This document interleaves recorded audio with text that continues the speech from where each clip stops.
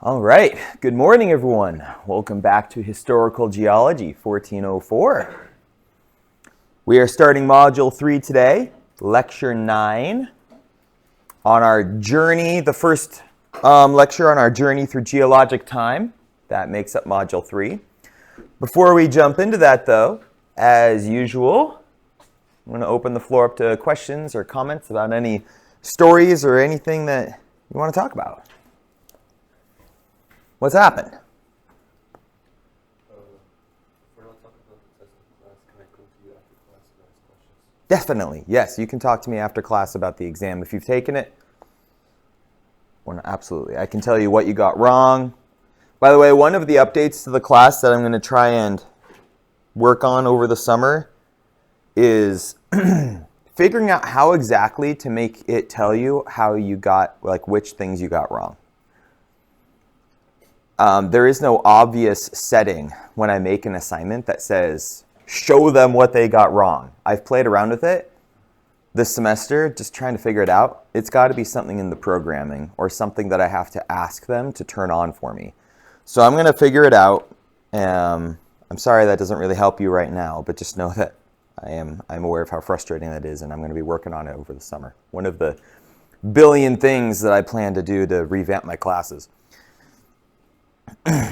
If you ever feel like this class is difficult, now I say this bearing in mind I'm going to be teaching this to I'm probably going to be uploading this lecture for my summer students.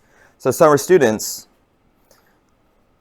when you take this class in the summer, it's a 5-week class, not an 8-week class. So if it feels accelerated now, it's even more accelerated then. The benefit is you get it done during the summer, right? You're shortening your time in the college, which is great. Pro and con. I also tend to make the most changes to my class during the summer because it's when I have the least amount of students and the least amount of grading to do, so I can use my time to do things like change the class, the way that it works. So I tend to use my summer students more or less like guinea pigs, where I'm testing new things out on those sections. So summer students, when you're watching this here in a few months, know that I'm not treating you unfairly. I take into account when I'm grading your things and I'm giving you timelines and all of that. That's a little bit different. If you have any questions about that, ask me. But my fall students usually have a slightly different experience than the previous spring students did because I make changes. I've got so many changes planned for this class. All right. Anything? Yeah. UC Berkeley said they discovered a new color. A new what? A new color. A new color? Called Olo. Called Olo? Mm-hmm. A new color called Olo? Yeah, because they said they tested it by shining a laser to someone's eye. They say it's a new color. Interesting. New color discovered by Berkeley, you said? Yeah, UC Berkeley. UC Berkeley, is that what it looks like? Yeah, that's what they posted. Interesting. So it's kind of like, that honestly, that almost looks like a cross between teal and sea turtle green. Yeah. Interesting. Olo, O-L-O? O-L-O. O-L-O. All right. Interesting. Berkeley doing Berkeley things. We found a new color. I'm a seed. Okay. What else? I told you all about what's going on with Mount Spur in Alaska, right? Didn't I bring that up on Monday? Still hasn't erupted yet. As a matter of fact, it's possible it may not erupt now. Things have kind of been calming down just a little bit. Not enough for them to, tell everyone to go back home. There's still 260-something thousand people that have been evacuated from the area. It's a volcano just across the sound from Anchorage, Alaska. It's about 70 miles away from Anchorage. Last time it erupted, it wreaked havoc with all the communities over there. Airplanes got damaged by the ash. There was just a lot of fallout from it. So they're being very, very cautious with this one. But no eruption as of yet. Kilauea on Hawaii is in the process of erupting, although that's a slightly different sort of eruption than Mount Spur would be. Less explosive, more like lava just oozing out. Remember the difference between a composite cone and a shield volcano, right? Yeah. So if the eruption doesn't happen, what happens to the people who called the evacuation? If the eruption doesn't happen, what happens to the people who called for the evacuation? Hopefully nothing. Sometimes, if there will probably be an investigation, because evacuating that many people from that many communities is going to have major economic fallout. There will probably be an investigation. Did it appear justified, basically? No one's really contended yet that it wasn't justified. The USGS has released all the data, and all the data did indicate that there would be an eruption. So I don't anticipate that this investigation will find that these people were derelict in their jobs, or that they were the boy that cried wolf. There wasn't actually a wolf, I think it'll be more along the lines of, okay, yes, this was justified. Yes, there's going to be some pretty big economic fallout. They'll probably need some federal government help to get their feet under them again, or at least state government help. There are coffers, there are billions of dollars set aside to help in the case of natural disaster. And so some of that will probably be utilized to help get these people back on their feet, help get businesses back up and running again, all of that. Okay? That's honestly the preferred. It is far cheaper to input a little bit of money into a local economy to get it going again than it is to rebuild an entire community from a volcanic eruption. So this would by far be the preferred option. They just need to wait long enough to know that the volcano won't actually go off. What else? Yeah. At some point, I think when I was in the 1403 class, did you talk about living in Washington? Yes. And having a volcano there. Mm-hmm. Almost erupt, and where and Okay, so I did live in Washington, near Mount Rainier. It did not erupt, but it is one of the volcanoes in the United States that is most likely to erupt on short notice, which is why they're very careful to keep an eye on it. What did happen while I was there was a major landslide that killed 53 people. Okay. Yeah, so it wasn't an eruption. You may be combining that. It's been a while since you took 1403 a little bit. So you may be remembering a different story I told where I was in Iceland on the slopes of the volcano that was erupting, Eyjafjallajökull. So maybe it's a combination of those two stories you're thinking about. Okay. What else?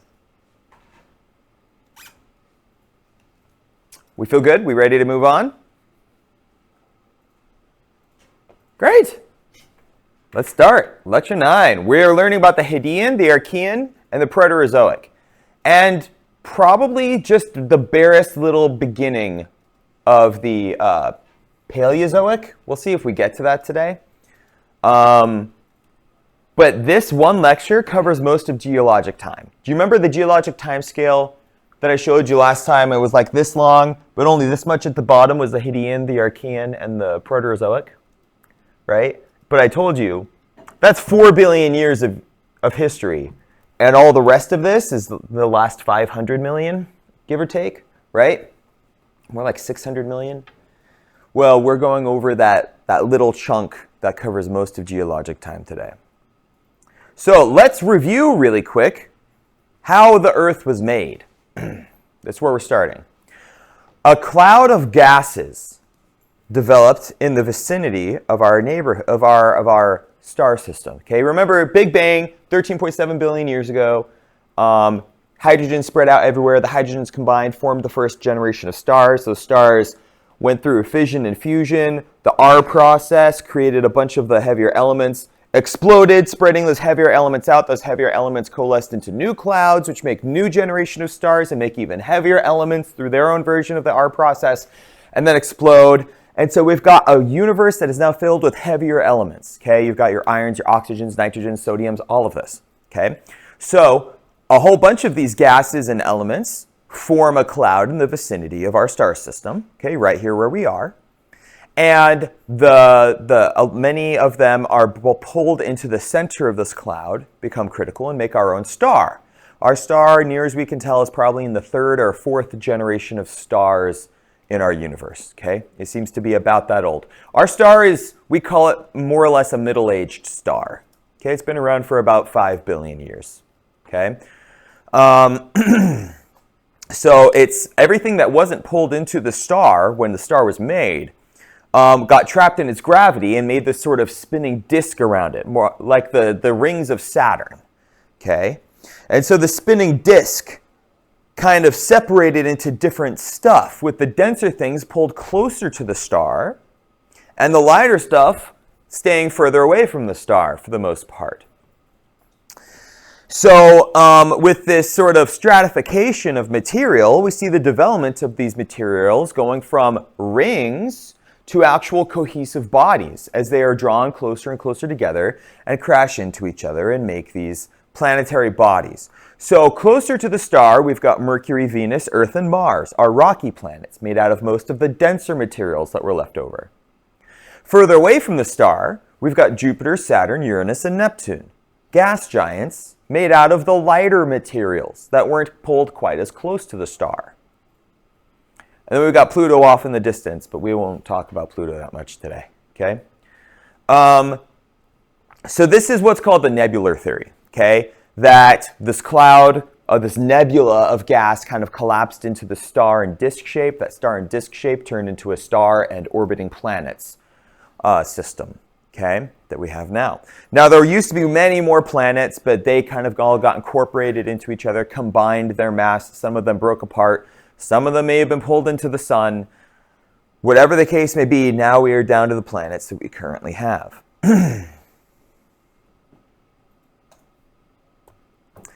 Now, we can study the history of our star system and of our universe primarily through a few methods. We can use telescopes, but telescopes rely on one thing. What is the one thing that telescopes rely on?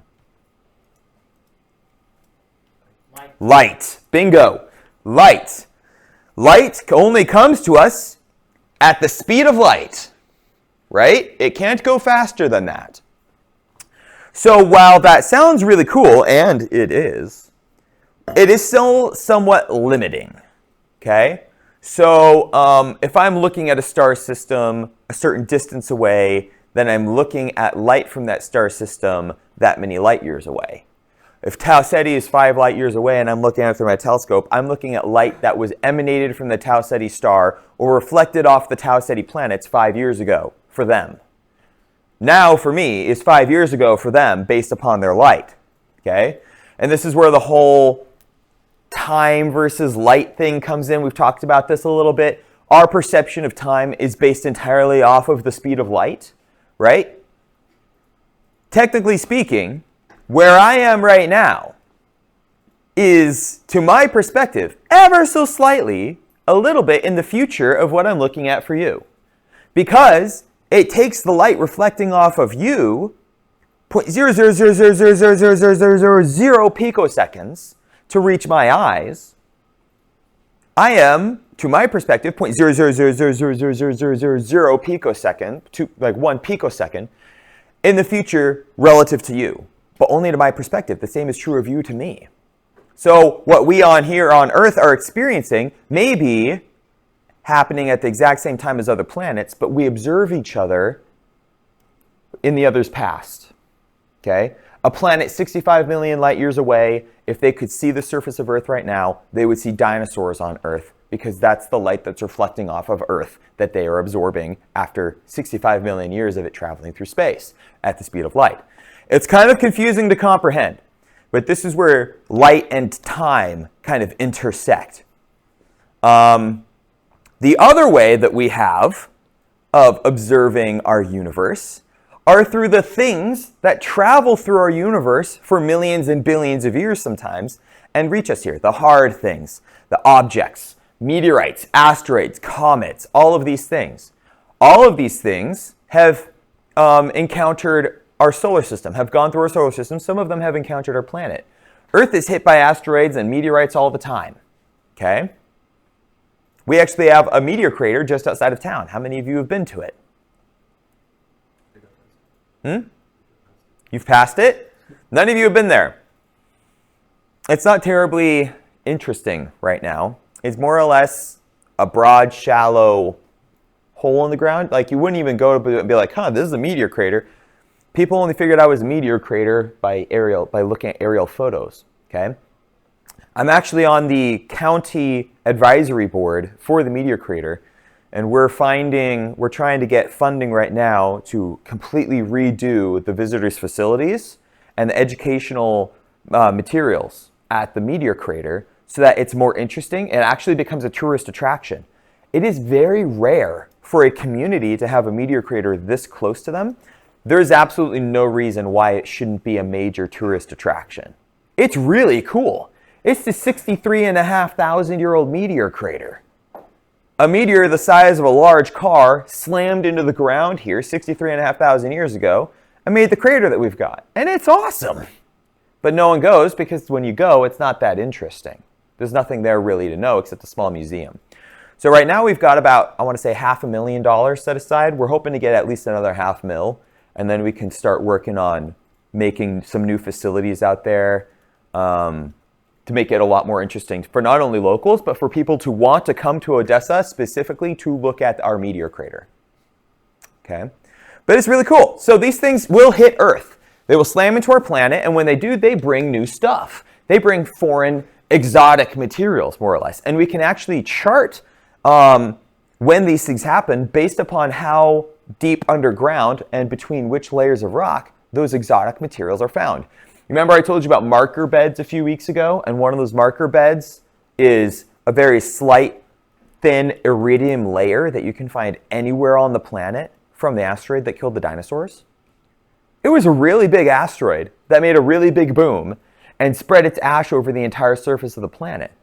And so the unique signature of the iridium metal in that asteroid was spread around the planet, and that's why it makes a great marker bed. Okay? But also, when these things hit Earth, we can study the materials that they are made out of to figure out where they came from, what the history of our solar system and our universe is. Now, there is another risk here, right? Another thing that has to do with these. When they hit Earth, that's a little bit concerning to us, right? Most of the time, these things are tiny. You wouldn't even notice them, right? And bear in mind that however many people there are on our planet, the vast majority of the surface of our planet does not have people on it at all times, right? And so these things are constantly hitting our planet, but only every now and then are they noticed. Every now and then, these things come a lot closer. The big ones come a lot closer than we would like. There is one called Apophis. Have I told you about Apophis?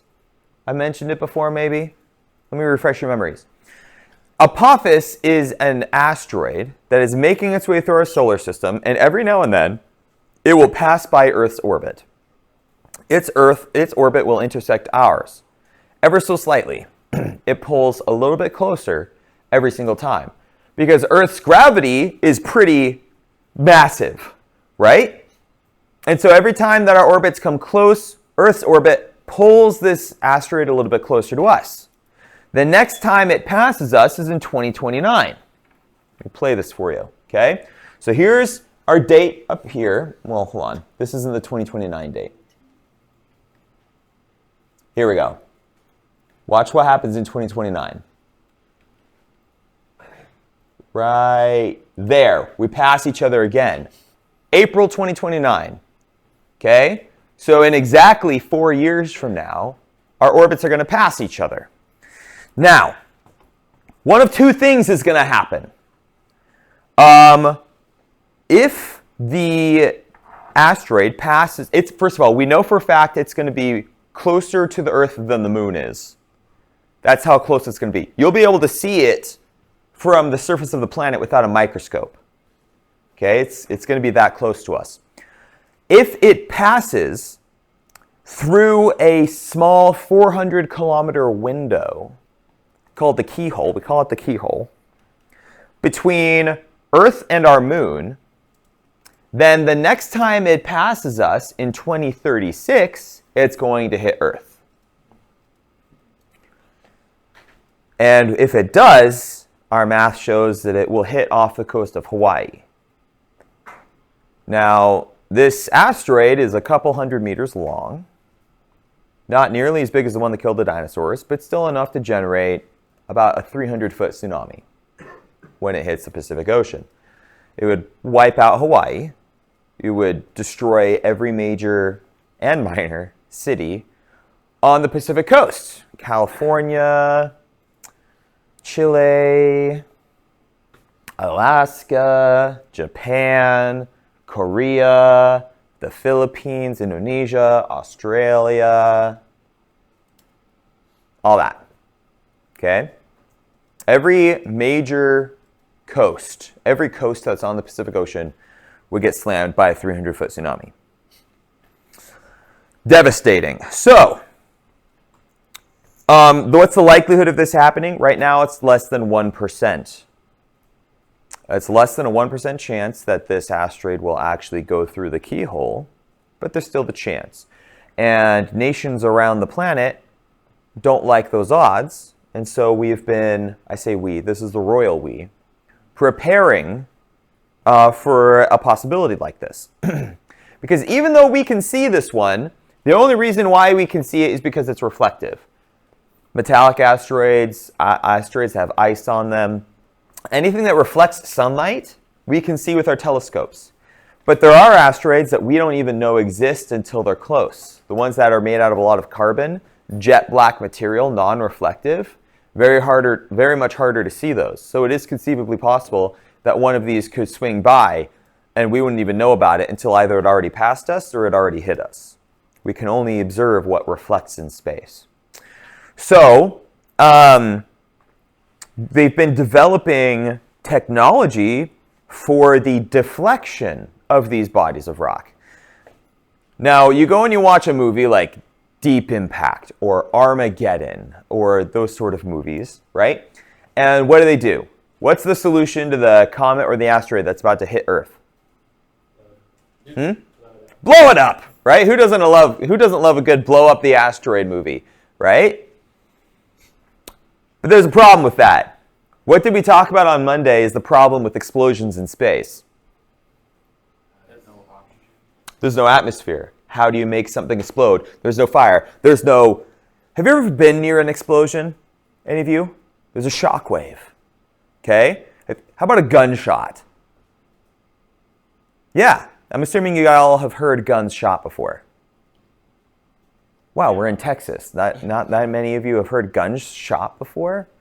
Class trip to the range. Let's go. No. You've heard guns shot before? I wish I could take you all to the range. Yeah? Mm-hmm. Okay. There's a shock wave. A small one in the case of a gun, it hurts your ears. A big one in the case of an explosion. It'll pop your eardrums a lot of the time if you're too close. Okay? In space, there's no atmosphere. There is no shock wave to carry that sound.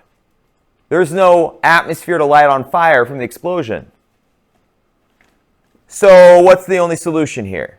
Let's work this problem. What could we do to deflect an asteroid or to destroy an asteroid? Throw something at it. Throw something at it? Of course. Okay, now we're talking. What about a nuclear weapon? I'll come back to that in a second. What would a nuclear weapon do? A lot of these movies use nuclear weapons as the solution. If it's close to our atmosphere, wouldn't that be bad? Well, hopefully you would do this further from our atmosphere. Change its course. It might change its course. True. A nuclear weapon is going to release a ton of radiation energy, right?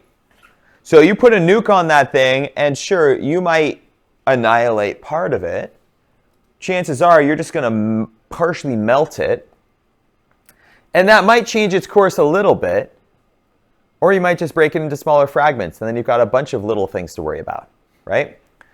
Now, if we could somehow direct radiation at this thing, from a specific direction at a certain part of it, then we might be able to flash vaporize some of the water on the surface, and that flash vaporization on one part of this thing might propel the asteroid in a different direction. That is a possibility. We don't have the technology to do that yet, to generate that kind of powerful radiation beam. So nuclear weapons really not the best solution. However, what Ray mentioned earlier, you throw something at it. This is a different kind of energy. This is kinetic energy, right? Trying to think of a good example here.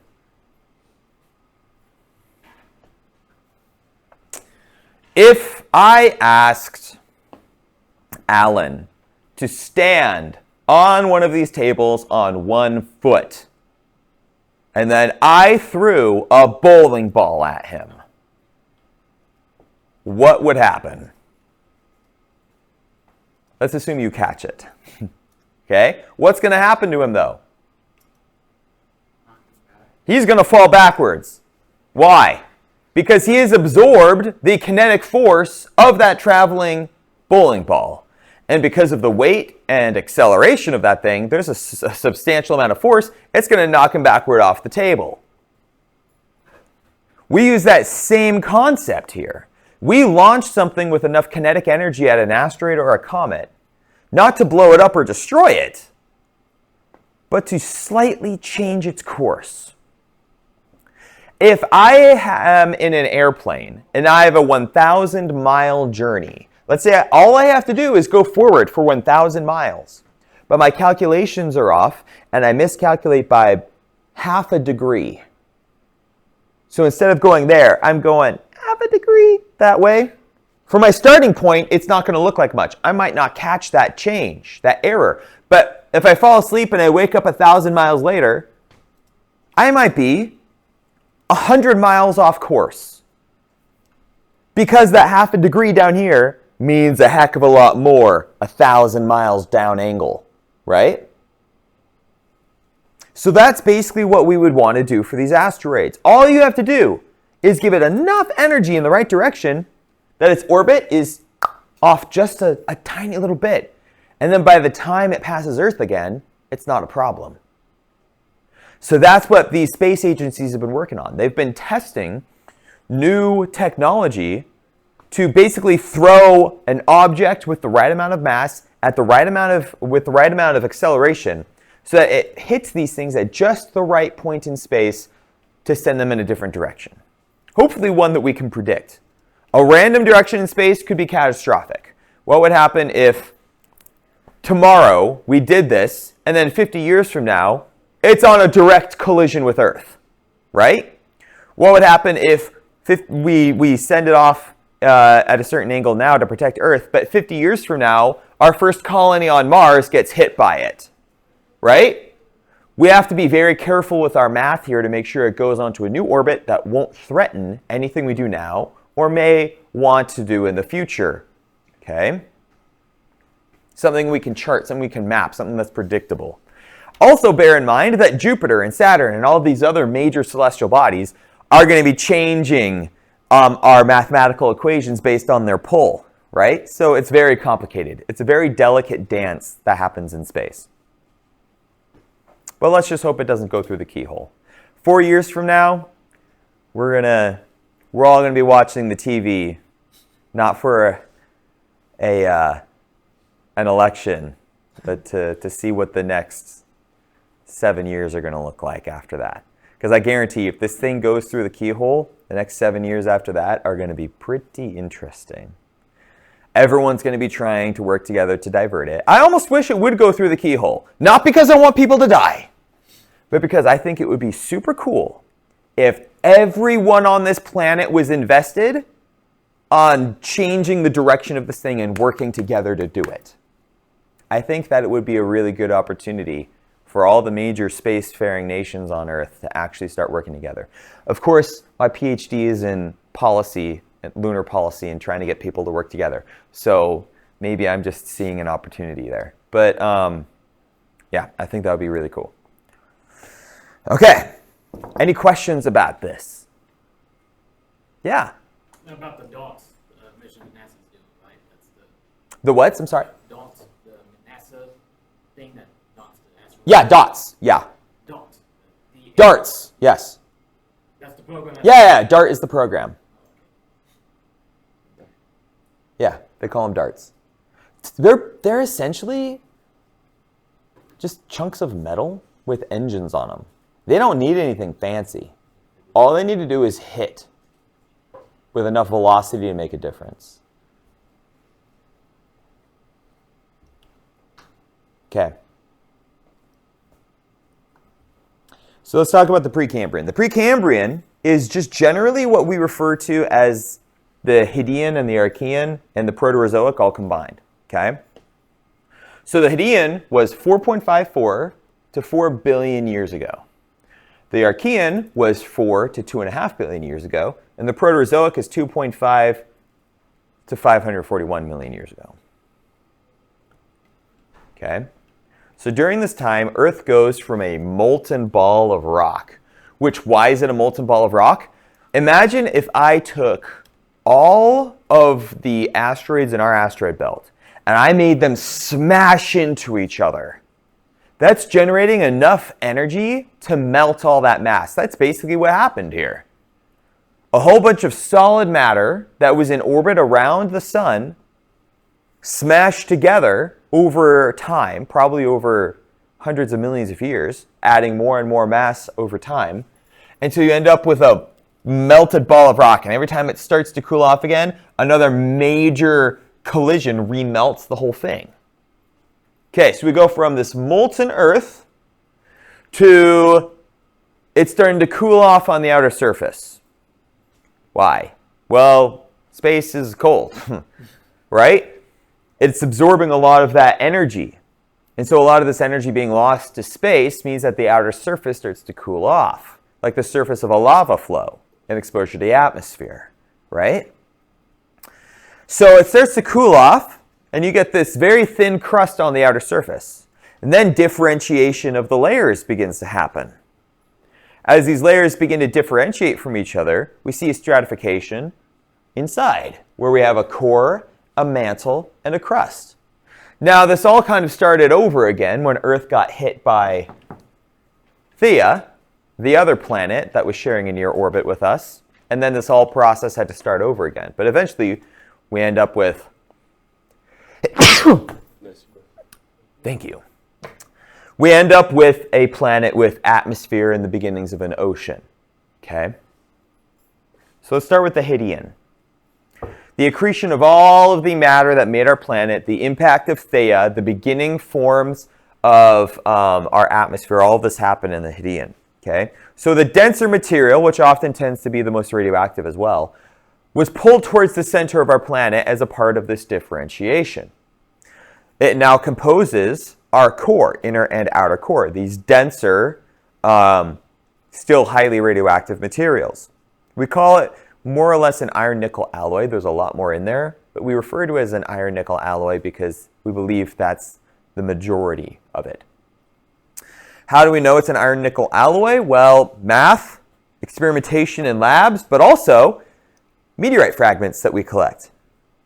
They are meteorite fragments that we collect, which are obviously from planets that got ripped apart, destroyed from a collision, ripped to pieces by maybe an unfortunate interaction being pulled too close between Jupiter and Saturn. Okay? Literally, a planet could get ripped to pieces by gravitational forces if it came too close to such large bodies like that. Okay? The impact of Theia hitting our planet blew a whole bunch of material off the other side as a result of this impact. And all of that material kind of coalesced around our planet. We probably had a ring for a while. Earth probably had a ring 4.5 billion years ago from all the material that was trapped in its orbit from this impact. And then that ring coalesced into a moon, just like the rings around our early star coalesced into planets. Now, is that not true for Saturn's rings? Well, not so much. Saturn has moons, and some of those may have formed from rings that coalesce like this. Actually, Saturn's rings seem to be disappearing. Most of them are being pulled, most of the chunks of ice that make up those rings are being pulled into Saturn slowly over time. Okay? We believe that Saturn won't actually have any more rings in about 200 million years. Let's see. Let's move on here. Hello? Let's try this again. Ruh-roh. Okay, it went too far. All right, here we go.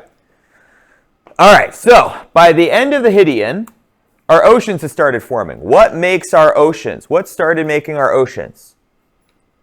Well, water, as I may have mentioned before, is one of the most common 3-molecule bonds that we can see in our universe. We see water everywhere out there. Okay? It's reflecting back at us when we look into space, when we use our specialized materials. So it's not like there's a shortage of water out there, which is another evidence that life may probably exist in a lot of places, right? The fact that there is water everywhere. It may take different forms, but it's all over the place. There are comets and asteroids made entirely out of ice. So it makes sense that a significant proportion of the comets and asteroids that hit Earth, that got incorporated into Earth, were the ones that bore a lot of ice on them. Which means that water is very common in the chemistry of all the rocks on Earth as it's cooling off. As it starts to cool off, the water is released from the rock. Okay? Now, through various processes, including volcanic ones, we know that volcanic eruptions release a lot of water, right? Most of the gases released from a volcanic eruption are H2O, steam, right?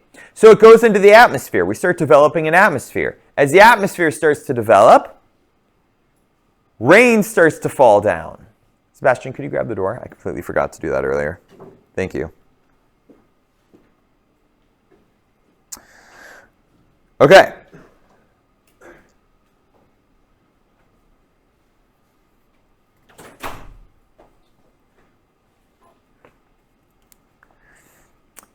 Our atmosphere did not look anything like it does now.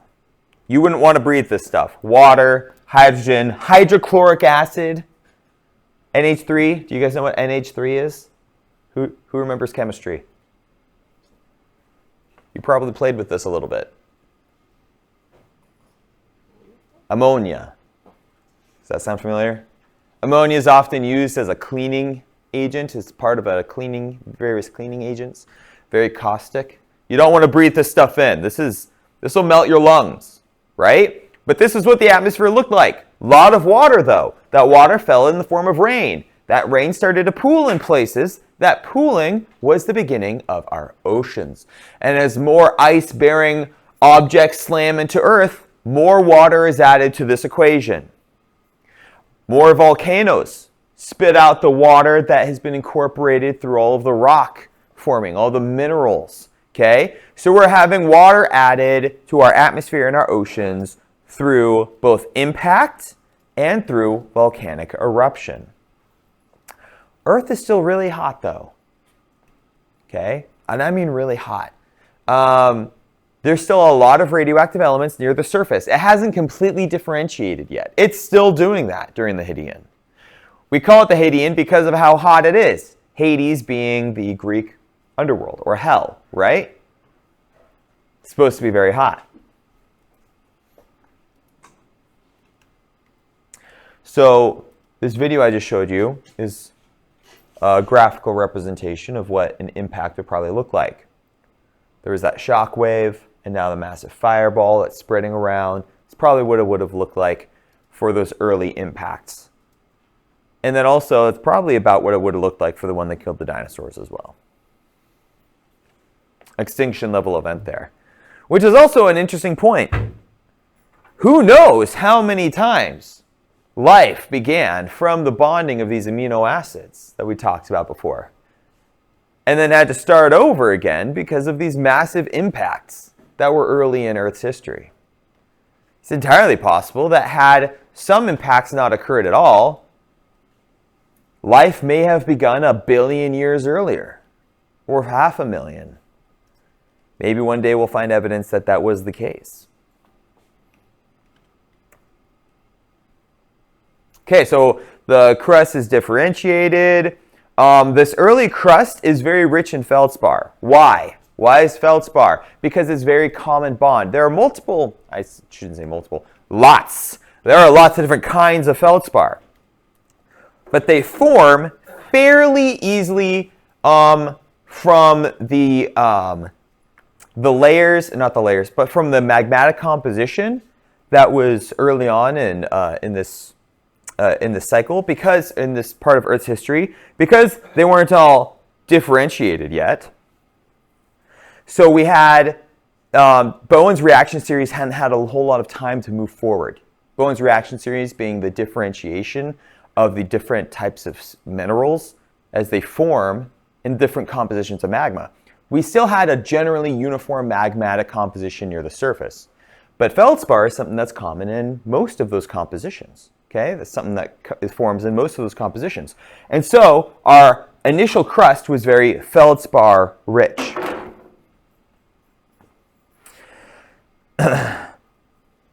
There begins to be, let me back up here.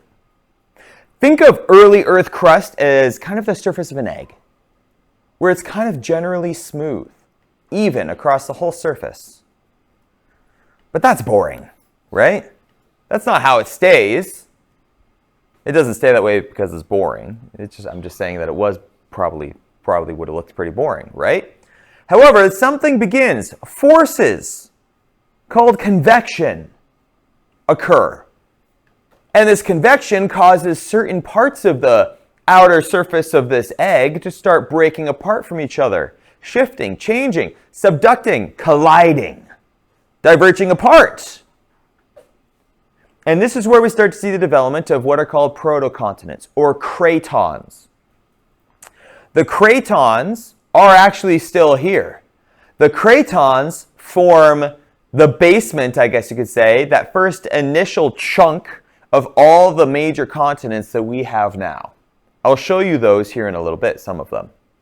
But those first early protocontinents, not much bigger than Iceland-sized chunks of rock, are the ones that kind of stood out from the ocean floor. So our oceans are forming across the surface of the planet, while protocontinents are forming up out of the oceans.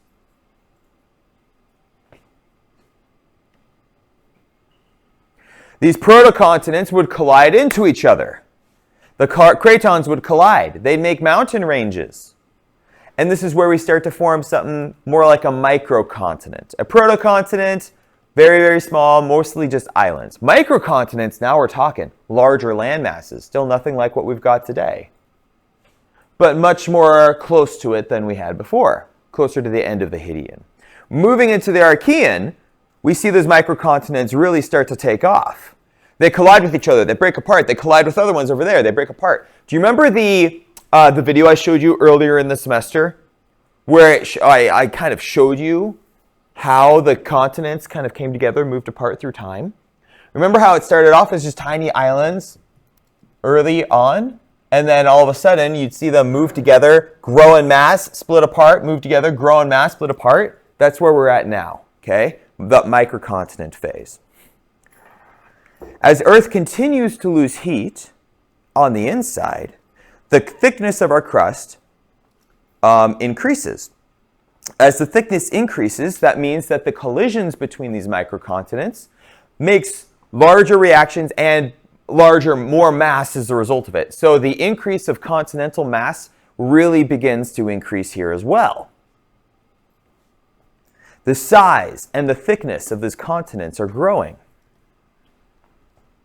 One very characteristic rock that we find from this early time period in Earth's history is called greenstone. Greenstone is often the result of chlorite-rich, sort of metamorphosed, very weakly metamorphosed igneous rocks. Think about what's going on in our atmosphere. There's oxygen in our atmosphere, but it's still rich in a bunch of other stuff too. There's a lot of sulfur and that ammonia and all of that. Things aren't really oxidizing yet. And so we don't see a whole lot of red rock or oxidized rock from this early time period. Greenstone is pretty common. it probably would have been a different color if Earth's atmosphere had had a bunch more oxygen in it, but it didn't. I actually have a chunk of greenstone somewhere in my office. I keep meaning to look for it. I just don't know where it is. It's in a box somewhere. I found it in Canada. There are a few places on the Earth's surface today that you can actually find greenstone. The chunk of greenstone that I found in Canada is about 3.4 billion years old from the Greenstone province up there. There's one in South Africa as well called the Barberton Greenstone Belt. One of my life goals is to head out there and get a chunk of that so I can have a piece from each side of the planet. I think it would be pretty cool.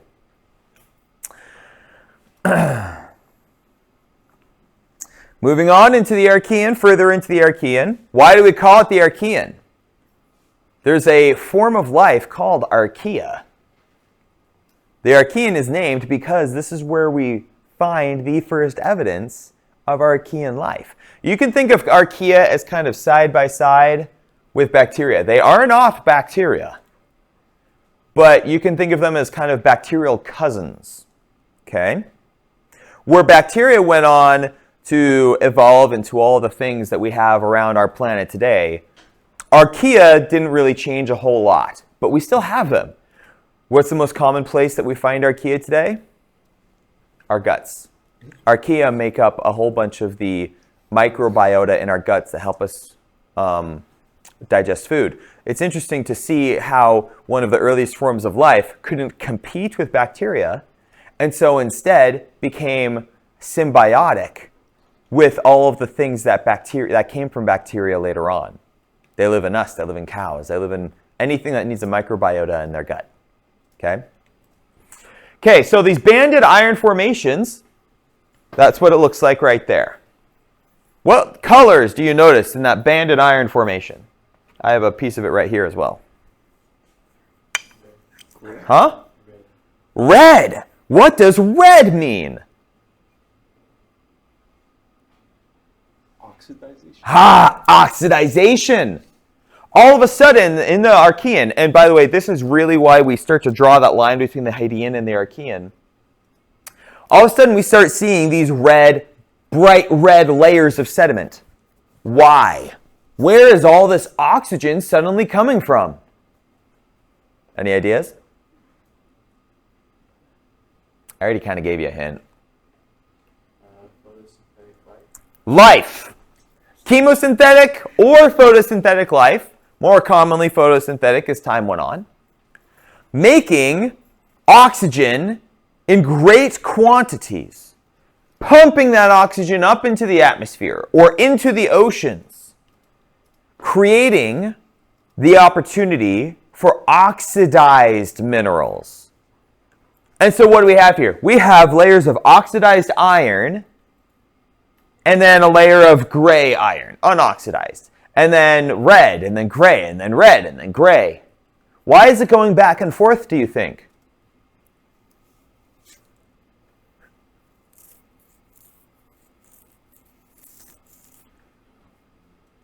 If I pump a whole bunch of oxygen into the environment, is it going to change? Yeah, it is. I pump a whole bunch of anything into the environment, it's going to change, right? If I filled this room with oxygen, we'd all collapse from suffocation. Hyperoxia, okay? Where you have too much oxygen, you will still collapse and die. If I take too much oxygen out, you collapse and die. We rely on a careful balance of oxygen in our atmosphere. If I pump this room with nitrogen, you collapse and die. If I pump this room with helium, you collapse and die. After we all start speaking really high and laugh about it, right? You change the atmospheric composition and the chemistry of the ocean, and you're changing the environment significantly. So these early forms of Archaea and early forms of bacteria that are pumping out all this oxygen are actually, as a byproduct of what they're doing, changing their environment so much that they start to die off again.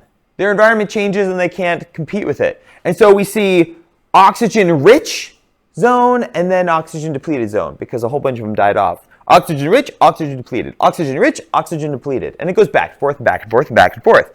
This is, by the way, a a small case of what we see happen over and over again through geologic time, which I'll talk about.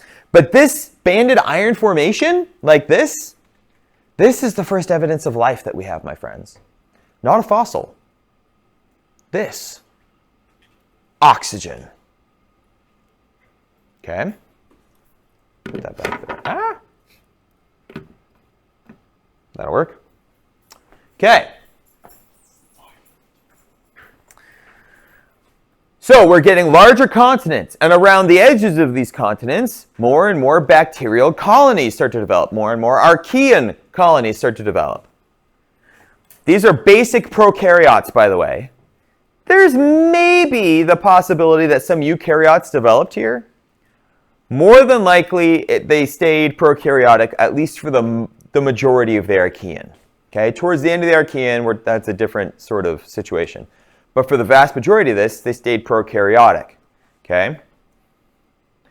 Now, it is highly likely that these life started at mid-ocean ridges. Remember, the mid-ocean ridges where two continents are pulling away from each other, and you've got those black smoker vents that come up from the ocean crust. What are those black smokers pumping out into the ocean? Well, it's under the ocean.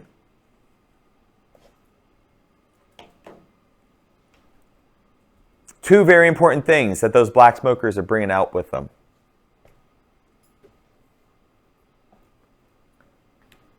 These black smokers are made when superheated water underground interacts with cooling magma, dissolves a bunch of metals from those newly formed minerals, and then makes its way back up to the surface where it gets pumped out at the bottom of the ocean. So what's it bringing with it?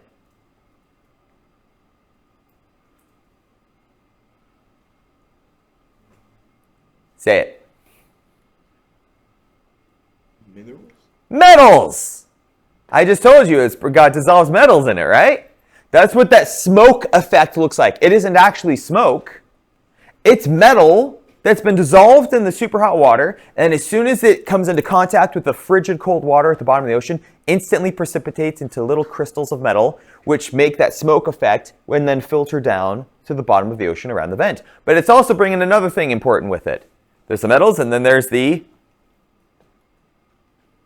How hot is that water?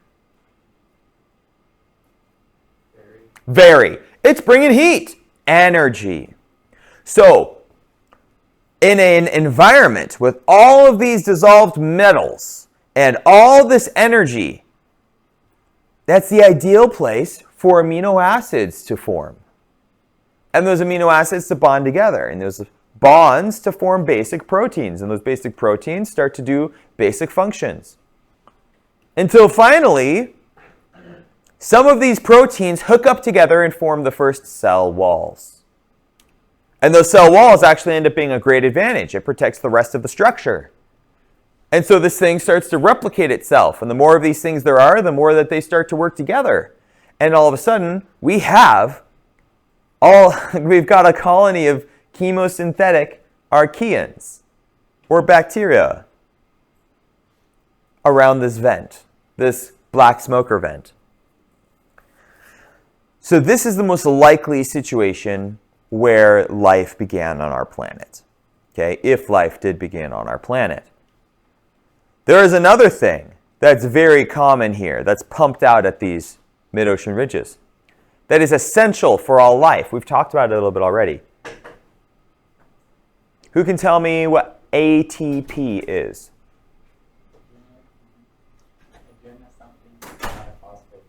Adenine triphosphate. Yes, good. Adenine triphosphate is the amino acid chain bond that all living things on Earth store energy with. You, me, trees, lizards, bugs, everything uses ATP to store our energy. We require a very specific ingredient for that, phosphorus. Phosphorus is fairly rare on our planet. Probably the most important element that can be recycled for the purposes of sustaining life on Earth is phosphorus. And thanks to the convection cells causing plate tectonics, whenever phosphorus is buried, eventually it's going to come right back up. If I die and I am buried in the ground, and layer upon layer upon layer of sediment are placed on top of me, the phosphorus in my body will remain underground unless something like plate tectonics eventually causes it to come back up again.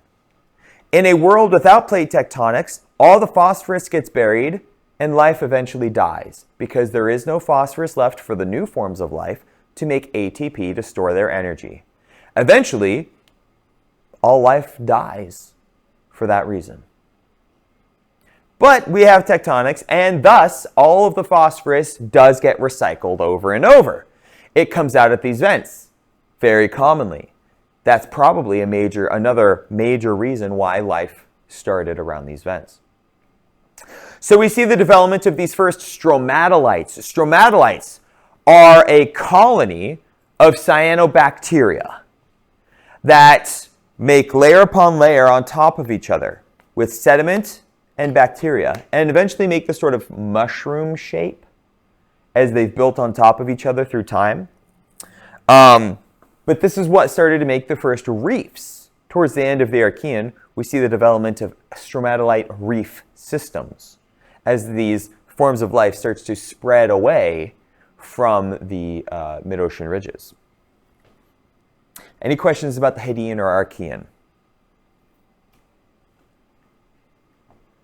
Okay. The Proterozoic then. The Proterozoic has a lot more going for it that we can speculate on. We have a lot more evidence of things that happen in the Proterozoic. Why?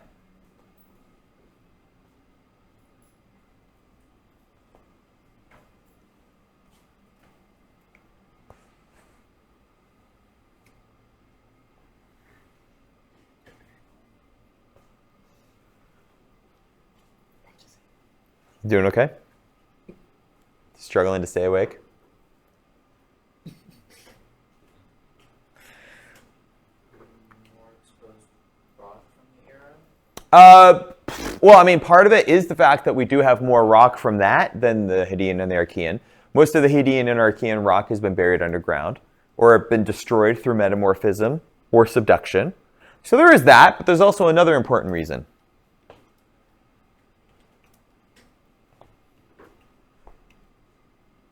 What were we just talking about was happening at the end of the Archean? Life. Life was really taking off.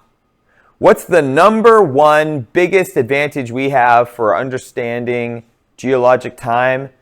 Fossils. Well, okay, I say number one. I'm a paleontologist. I might be biased, okay? I will be more generous to my other fellow geologists and say one of the most important evidences we have for tracking geology through time is fossils, okay? So into the Proterozoic, we have far more fossils. These Archeans and bacterial things, man, those are really taking off. They really became a thing, okay? They're spreading all over the surface of the planet.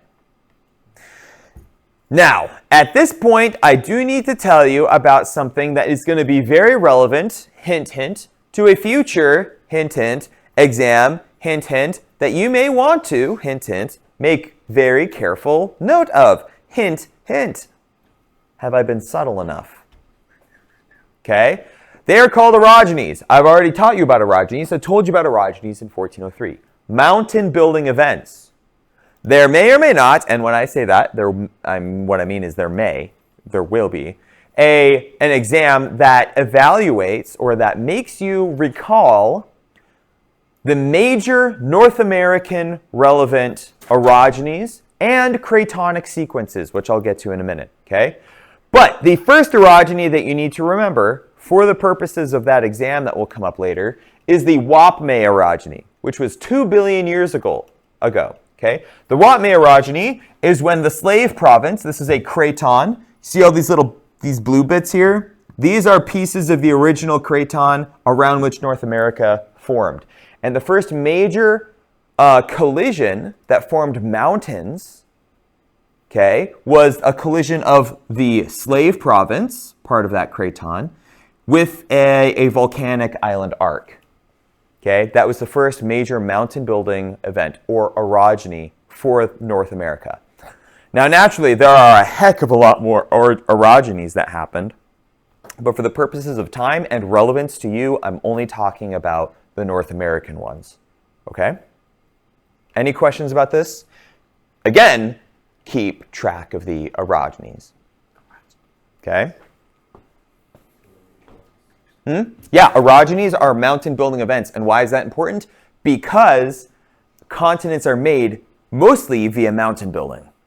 So what we're seeing is a tracking of how North America has built over time. During the Proterozoic, Earth got very cold. Why would Earth have gotten very cold? What could have caused a major temperature shift?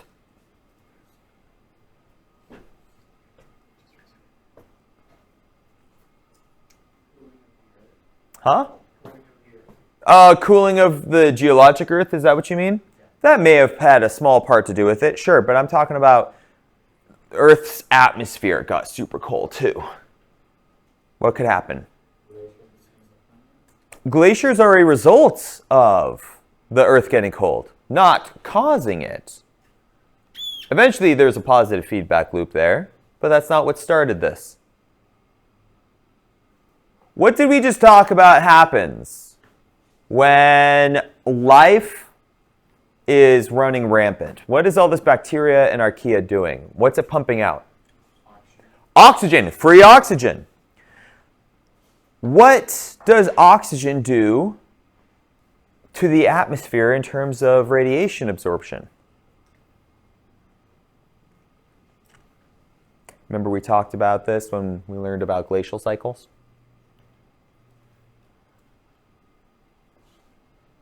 The more oxygen there is in the atmosphere, the less greenhouse gases there are in the atmosphere. Methane, carbon dioxide, etc. Greenhouse gases are great for absorbing and retaining the radiation here on Earth from the sun. Therefore, the more free oxygen we have, the less of that radiation we retain, and what happens? Earth gets cooler. Are you following the logic here? Man, you're a lively bunch today, aren't you? Should I tell you a joke? Maybe you've heard this one before. I lose track of which ones I've told you because you all have been in my class for so long. Where did Captain Hook get his hook? The secondhand store. Okay, are we awake now? Can you keep going with me for 8 more slides? We're almost done. We've made it past, we're well past the halfway mark. Just stick with me, all right? As the life is spreading throughout the whole planet in the oceans, generating all this oxygen that makes its way to the atmosphere, all that oxygen displaces or replaces a bunch of the greenhouse gases that have developed in the atmosphere, in this early atmosphere. And so Earth's absorption of that radiation from our star drops. As that happens, temperatures decrease, Earth gets really cold. Okay? We'll talk more about that here in a bit. We see different types of stromatolites occur. At this point, there are lots of stromatolites in the fossil record, so we can actually see this is a different species than this species. We can actually differentiate them from each other at this point during the Proterozoic, which is great. And then we start to see the first evidence of the first eukaryotes. Remind me what a eukaryote is? Huh? Multi-celled.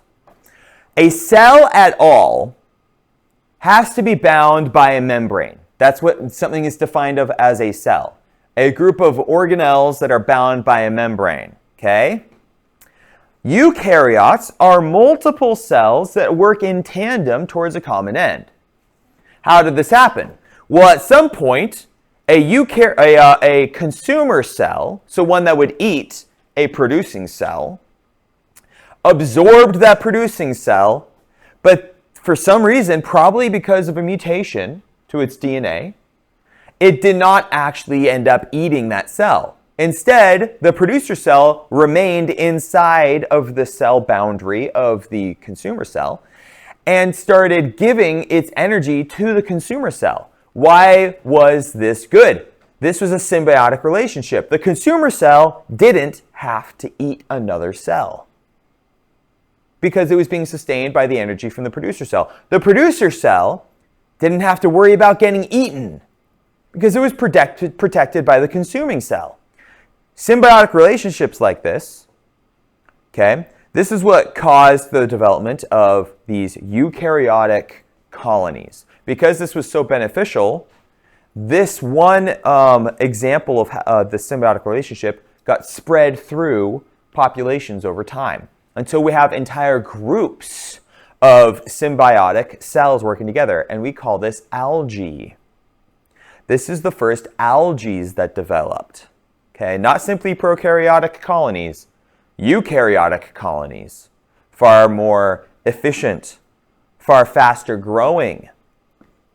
The future of what would eventually become everything else, including plants. Okay? The first algae looked like this, just cells that were joined together like this, working together. Okay? This is a coiled algae. 750 million years ago is when we first see the first amoebas. This is what those amoebas would have looked like. Each one of those little pockets there, that's a different type of cell. This is a different type of cell. These are different types of cells. But all these different types of cells are working together to sustain this whole amoeba creature. 650 million years ago, we see the first sponges.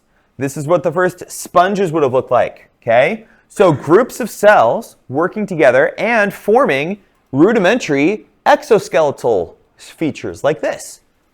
A sort of combination of shell and spine.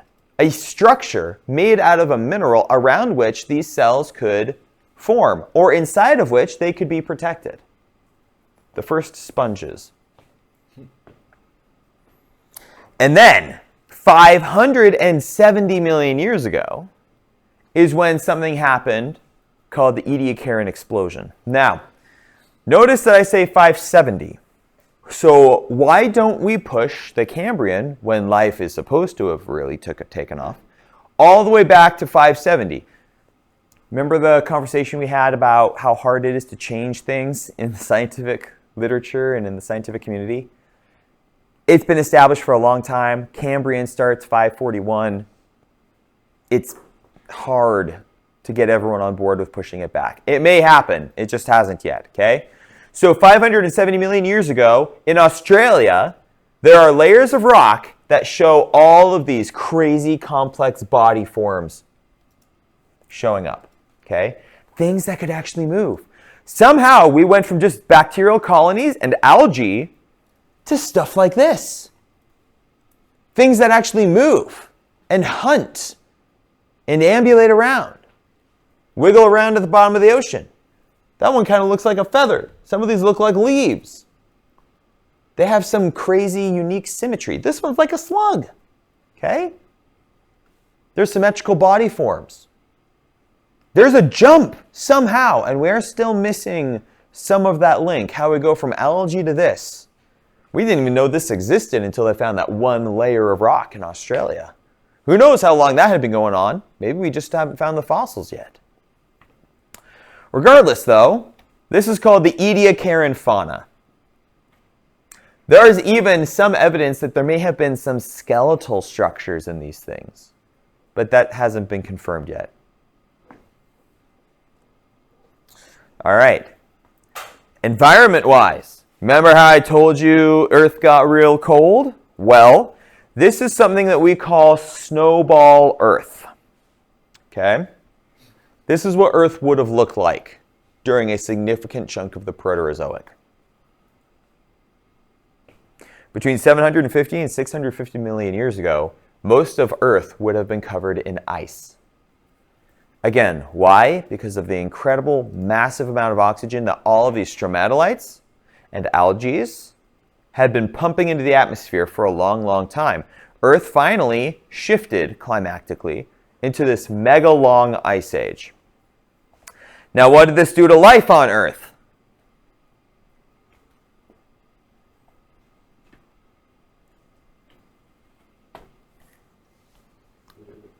Huh? What did it do before things adapted? What does environmental change cause? Extinction. This is the first major extinction that happened here. Okay? It's very likely, very possible, it could have wiped out everything. That could have been the history of life on Earth. Could have died out right then if things hadn't developed the ability to adapt. If DNA wasn't so mutable. Instead, some things around the equator where there was still some liquid water survived. And these colonies of things that survived were there after the ice melted and were able to re-diversify and go on again. This is the first evidence of glaciation being the result of life on Earth. Who would have thought that life on Earth could influence our climate in such a way? Hey, look, it's been happening since long before we did it, right? Precedent set. We already talked about that.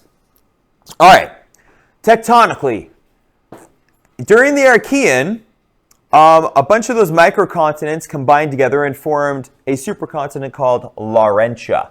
Laurentia existed from 1.95 to 1.85 billion years ago. Laurentia was a combination of the land masses that we now refer to as North America and Greenland. Okay. What's left of Laurentia is a chunk of what we call the Canadian Shield, which you can still go and hike on in Canada today. You can go find it. Pick up some rocks from it. Following that, 1.8 billion years ago to 1.4 billion years ago was Nuna, a supercontinent. Okay, this is what Nuna would have looked like. A combination of Laurentia. See, here's Laurentia right there. And then this is Antarctica, Australia, North China, India, Siberia, Baltica, which is most of Europe, West Africa, and South America right there. All of them, all these microcontinents coalesced into this major supercontinent called Nuna for about 400 million years. It ended up rifting apart, and we recombined about 500 million years later into Rodinia. Rodinia being a combination of Australia, China, Antarctica, and Laurentia. Okay, right here. And on the other side, you ended up with a whole bunch of loose microcontinents. I can't really call them microcontinents now because they're large. You have Rodinia and then a whole bunch of smaller continents kind of scattered around the other side of the planet. And then Pannotia at 625 to 550 million years ago, okay, would have been right here. Okay, so Pannotia, combination of Laurentia, Africa, Baltica, South America. So it's almost like Red Rover. Okay, think of this as the Red Rover. If each of you represented a different continent, and we were on different sides of the globe, like our classroom, okay, and then we said, Red Rover, send India over, right? And you ran over, and now you're part of the supercontinent. And they're like, Red Rover, send Laurentia right over. And then you leave that supercontinent, and you come over here, and you join that one. It goes, all of these continents go back and forth, okay? And every time they do, they add more mass to the supercontinent, but then they take that mass with them when they break apart.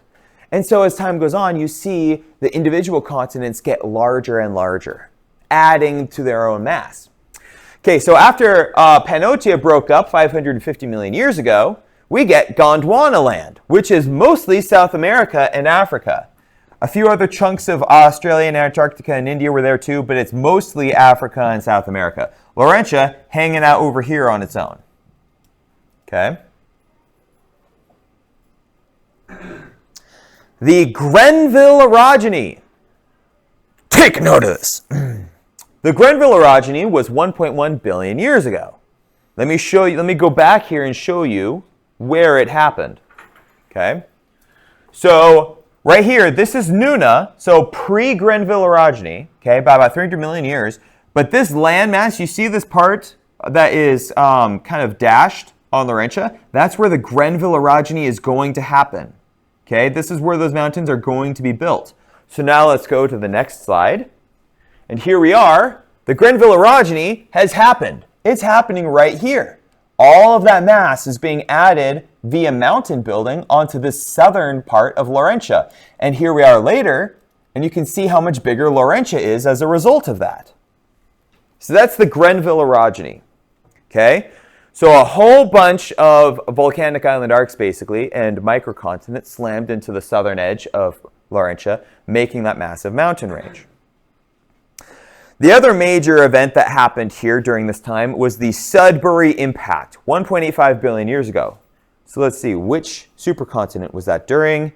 That was Laurentia, okay? So right about here, right before this continent finished forming, a major, I mean a huge asteroid slammed into Laurentia. It was such a big impact that it ripped up chunks of the Earth's crust and threw them 800 kilometers. There are pieces of Laurentia, North America now, from this location that you can find at these different places around Canada. Look, that's 800 kilometers away. This chunk got thrown more than 800 kilometers away from where the impact happened. Can you imagine watching that? Oh, what a show that would have been. This is a larger impact than the one that killed the dinosaurs. Okay, that one was pretty huge. This one was bigger. So, this has had some interesting geological effects, aside from the fact that it threw pieces that far away. This impact was so huge that it opened a hole in the Earth's crust deep enough for the mantle to melt and come up to the surface. We know where this thing is, and we've been able to use it for some cool stuff. Remember, the mantle is full of rock and minerals that are relatively rare on the Earth's surface. A lot of metals that are difficult to get to.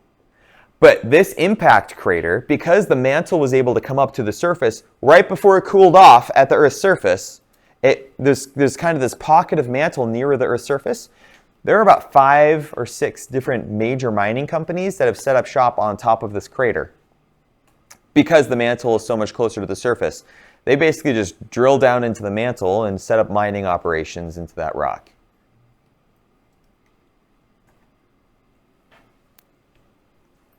It's pretty cool.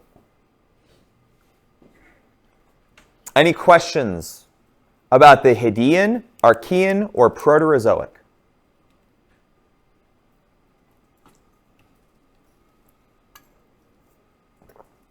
Yes, sir. Why is Italy, the Western Australia, why are they like boot shaped? Sorry, can you say that again? Oh, Italy, like they're kind of like boot shaped. Oh, Italy. Why is it boot-shaped? Italy is a product of a whole bunch of volcanic eruptions and orogenies as Africa is moving north into Eurasia. Mediterranean is getting smaller and smaller all the time. The Alps and the Alpines and all of those mountain ranges in southern Europe and northern Africa are the result of this collision. And where the Mediterranean Sea is right now, there will be a larger mountain range about the size of the Himalayas in 50 to 60 million more years. Italy has that weird shape purely because of the volcanic and tectonic processes that are happening over there because of this.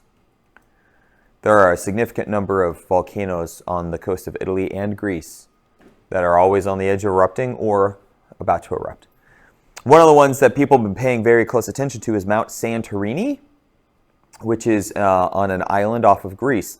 It is the island, or it is the volcano which is credited for having destroyed the civilization of Atlantis. You guys have heard the legend of Atlantis? Might be a fairy tale, might not. Plato described a civilization that was beautiful, had wonderful technology, a thriving civilization. Almost makes it sound like a utopia on an island out there. And then when he described it as Mount Santorini having erupted, and the eruption destroyed the civilization, and that's where the legend of Atlantis comes from. Well, we know that Santorini did erupt during that time that he says it did. We've never actually been able to find evidence of a civilization like that. Definitely a few islands full of people got wiped out, but there's never been any evidence of the sort of utopian society that he described. So maybe it was fiction, or maybe we just haven't found it yet.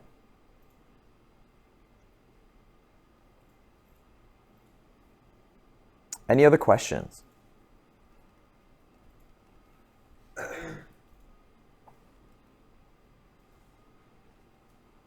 Okay. Just a quick reminder, please, please, please keep up with your note-taking. It's going to be very helpful for you. We are having our class movie night on May 2nd. I completely forgot to check the Google Drive form. Let me do that real quick after I turn this off so y'all don't see me log into my Drive. And let's see what the winning movie is. Last I checked, it was definitely Jurassic Park, but let me just confirm that.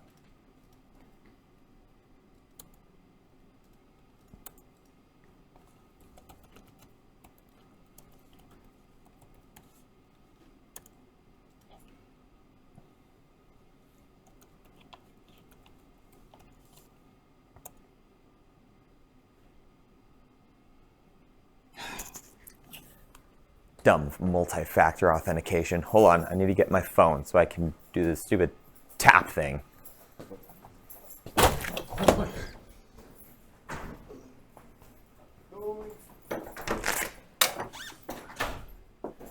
Why?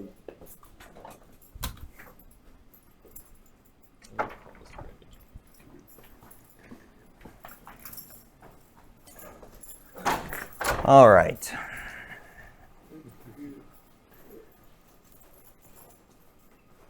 What time is it going to be? We will meet at 6 o'clock Okay. that Friday. Yep. I am signed in. Okay, good. Great. Can I please?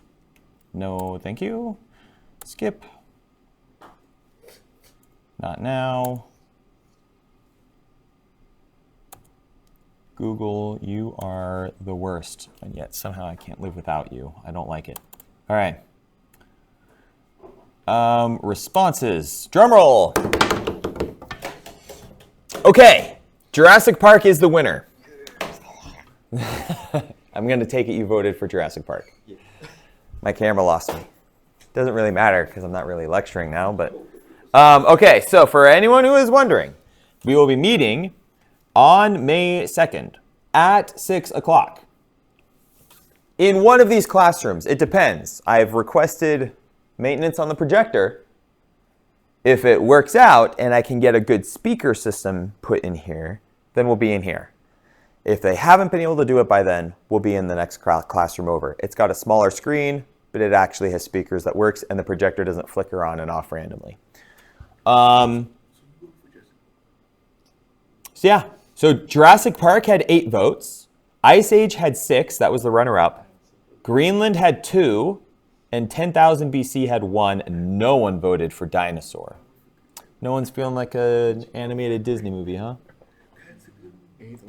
Okay, so Jurassic Park is the winner. May 2nd, 6 o'clock. Bring friends, family, snacks, drinks, college-appropriate drinks, please. Remember, we are still at an institution here.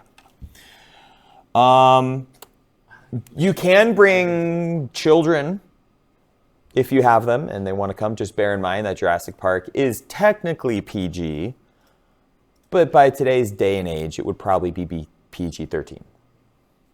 Okay? I cannot stream it. I cannot record it for copyright reasons.